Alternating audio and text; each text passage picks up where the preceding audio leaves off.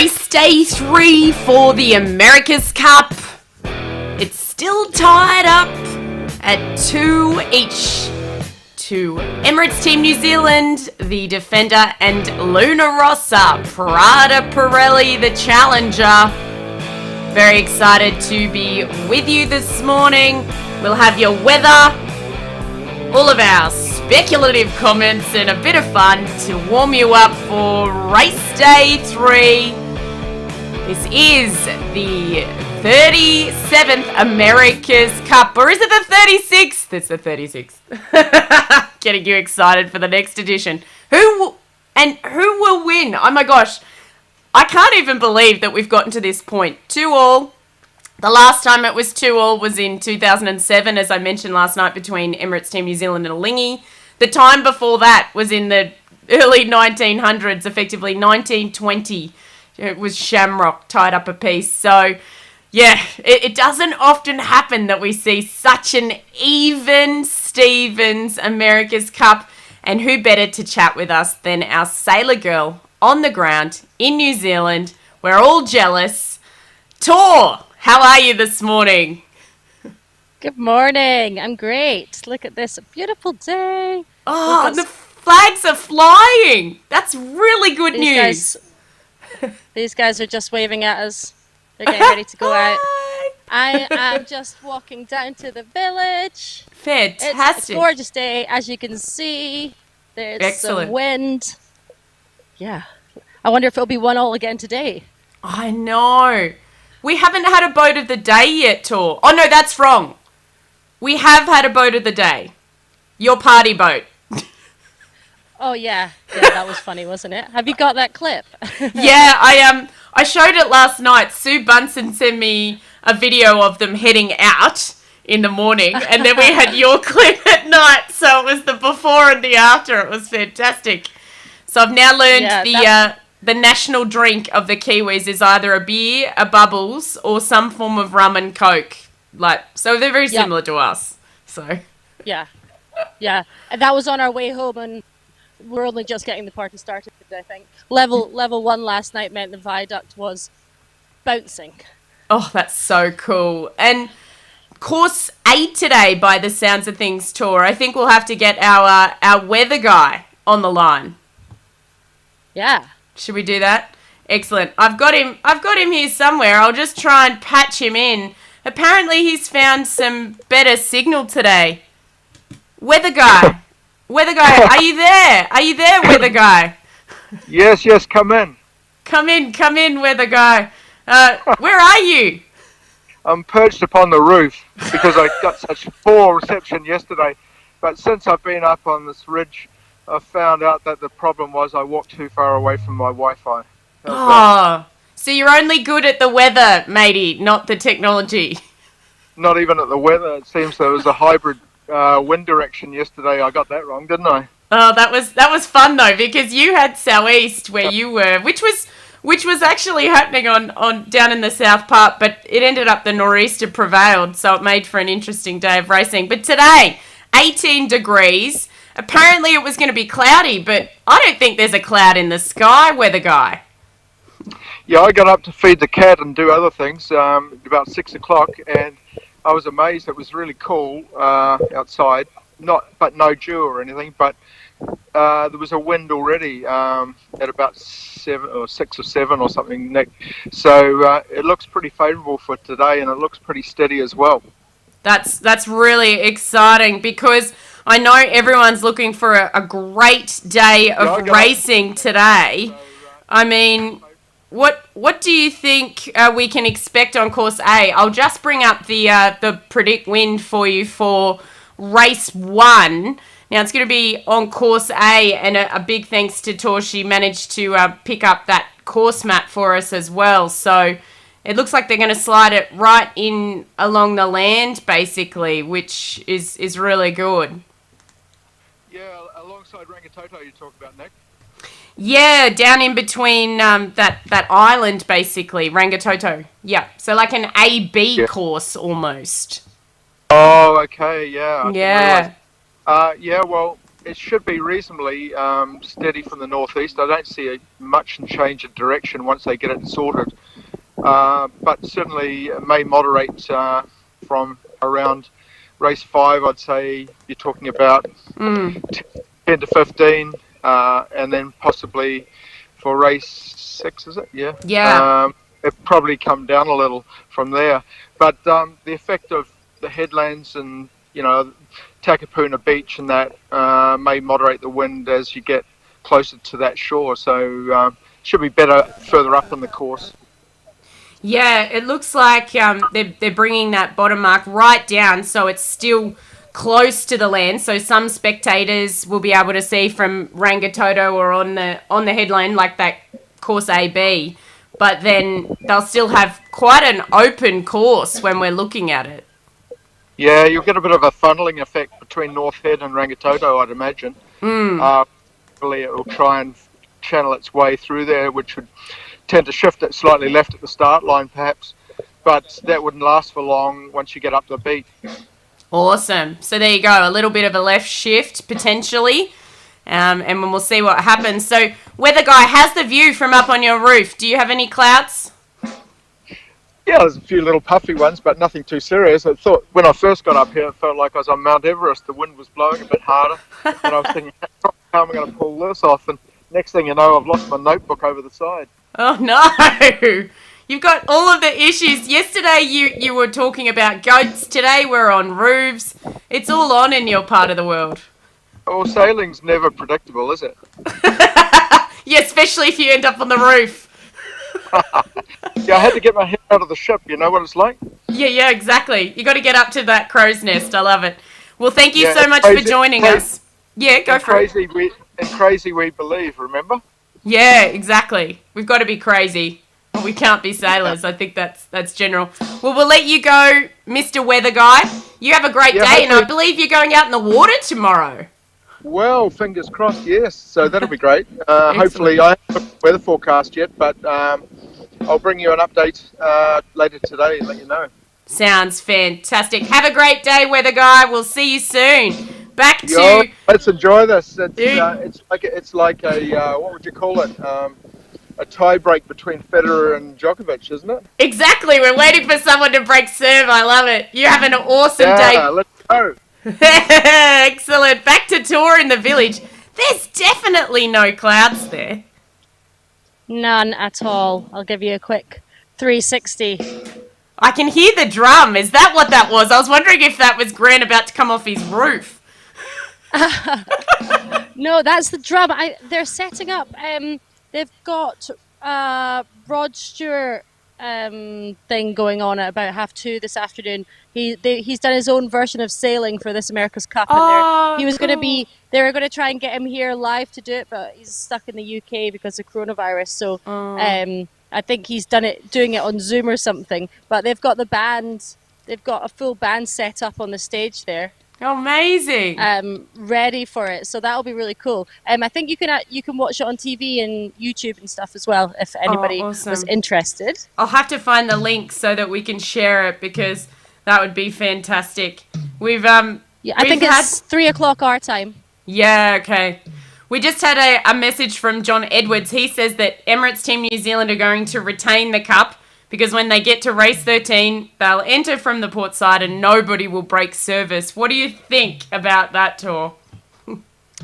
I think that could have been a correct hypothesis if they were going to keep racing on course E all week. But we start moving courses, we start up under North Head, we might go back to having some good passing lanes and things. So I don't know.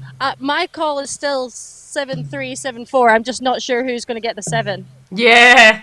Yep. Well, someone will get 7. We can bet on that. Yeah, I think that in the next couple of days we might see 2 race wins, and it might be the case. Basically, break serve once and then that's it, I think. Yeah. But you never know. You never know. Yeah, we never know. And a lot of people have been saying, is the port side that favoured? Even the sailors are downplaying how favoured that port side is. I mean, and maybe it isn't that favoured. Maybe we're just making an assumption tour, but that's all we've got to go on at the moment is those statistics, don't we? Yeah, definitely. I mean, at the minute it's 4 for 4 on port entry, so you can't really argue with that.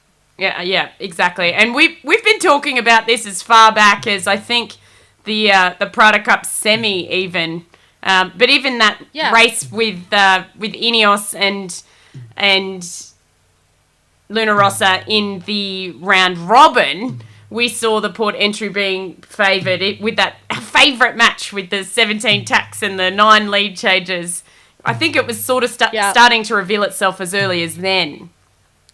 Yeah, and do you remember we were discussing, because in the Prada Cup final, Yeah.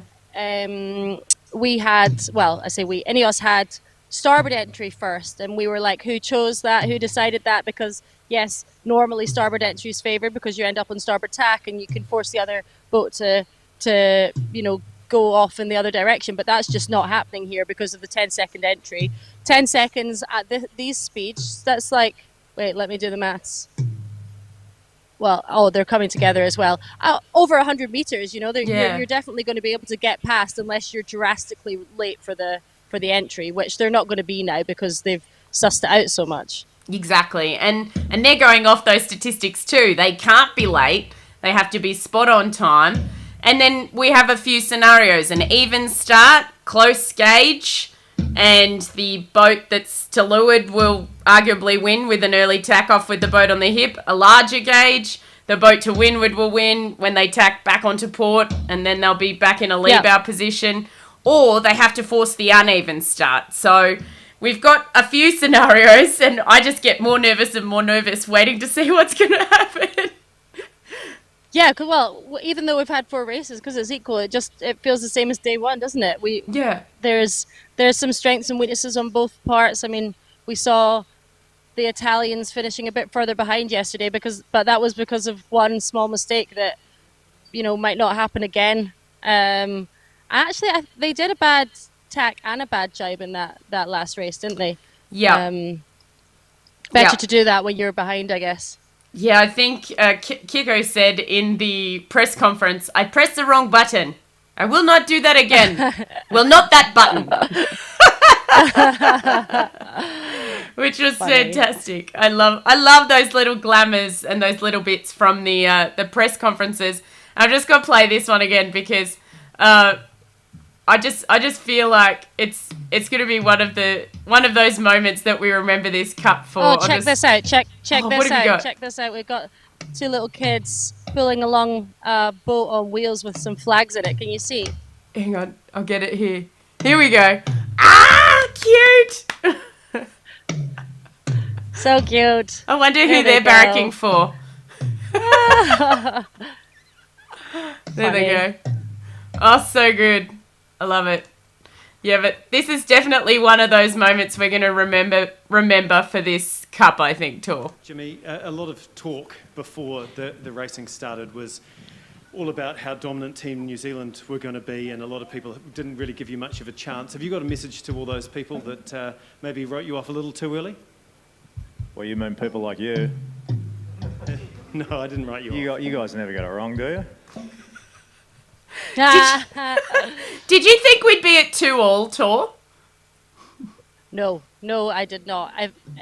Anyone who's put their money on this is going to be a rich person, because I think it was going to go one way or the other. Someone was going to have won at least more than 2 at this stage. Yeah. What did you think?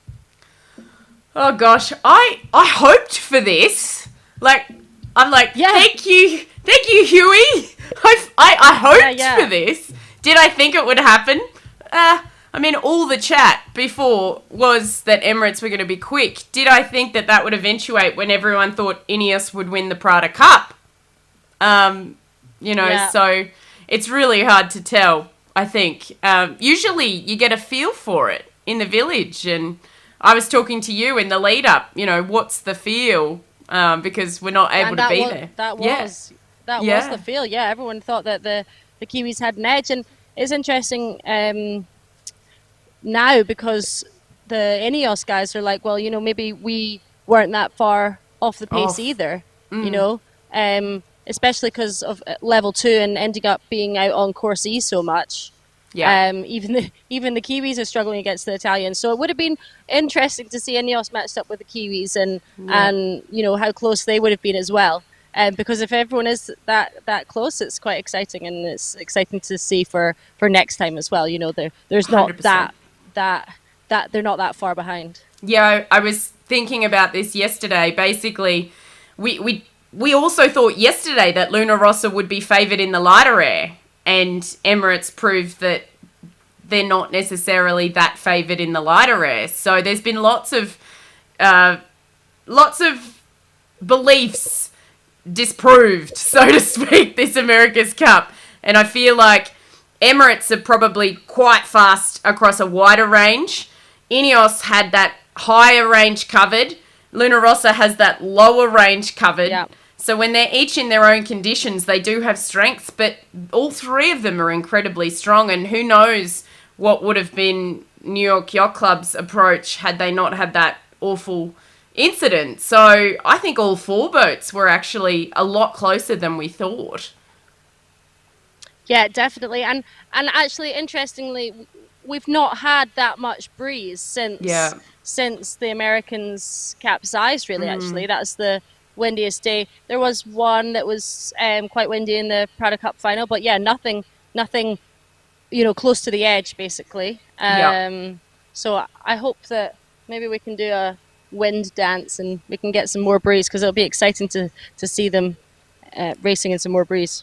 Indeed. And we have a question from Kerry Taylor. She's asked it a few times, so I should ask it. She wants to know from both of us whether we prefer the Cats or the AC75s.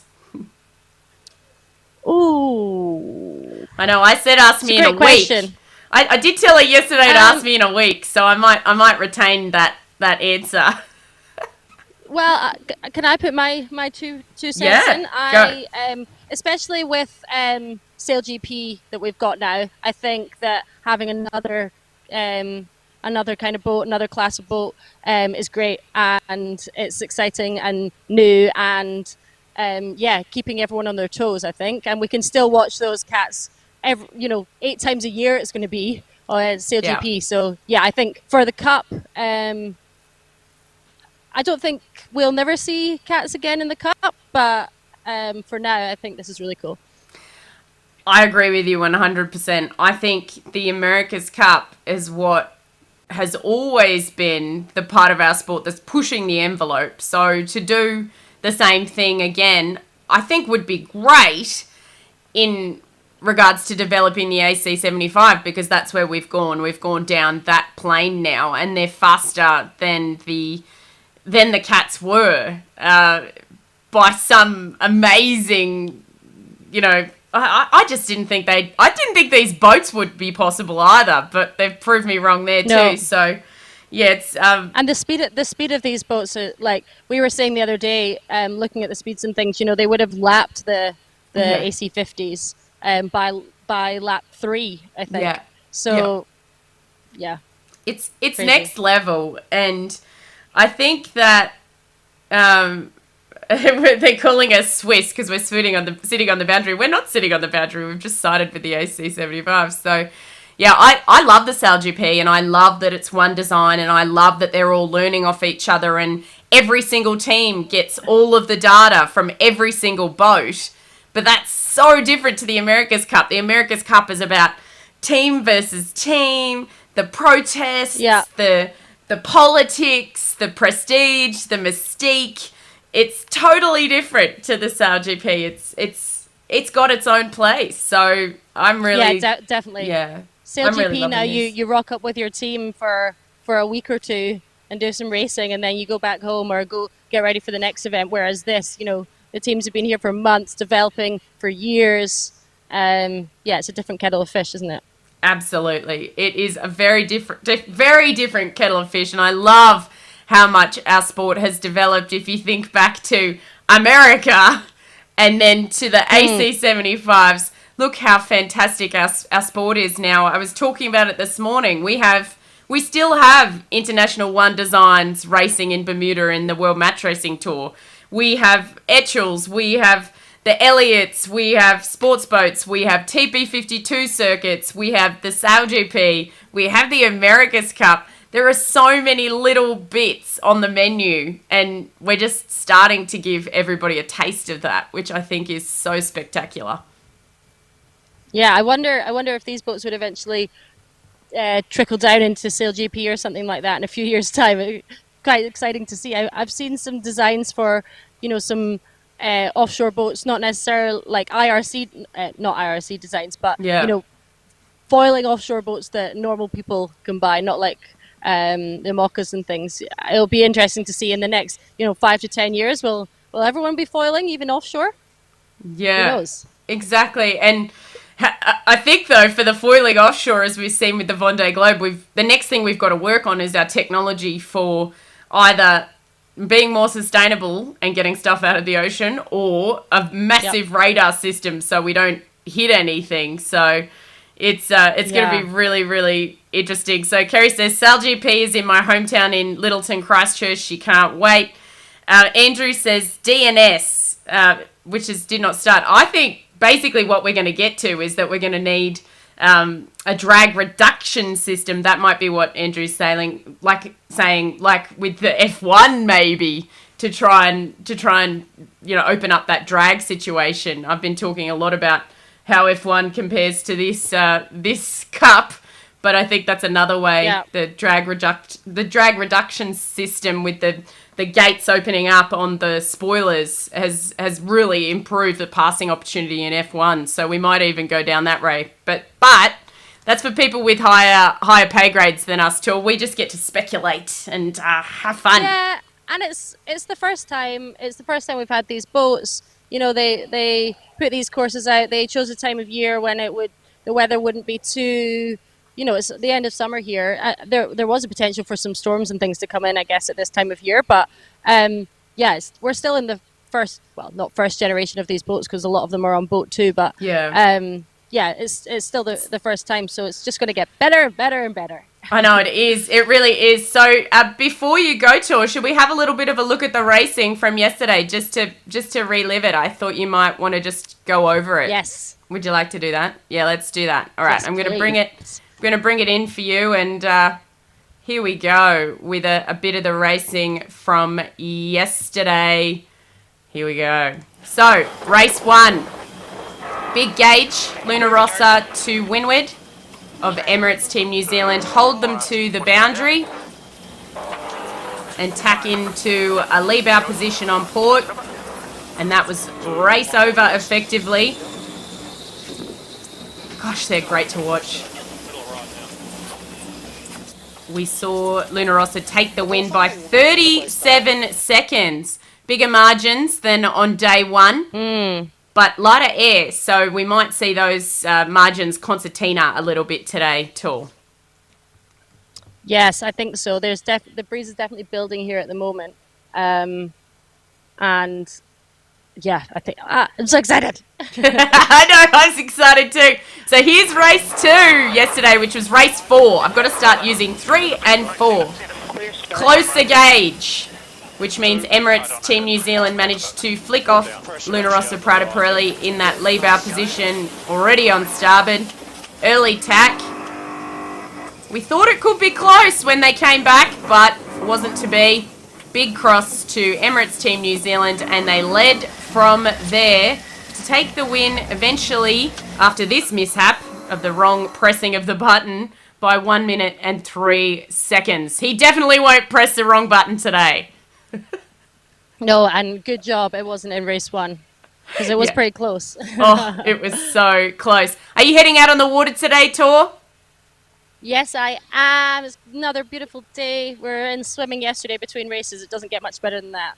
You lucky duck. Everyone in the UK is very jealous of you right now.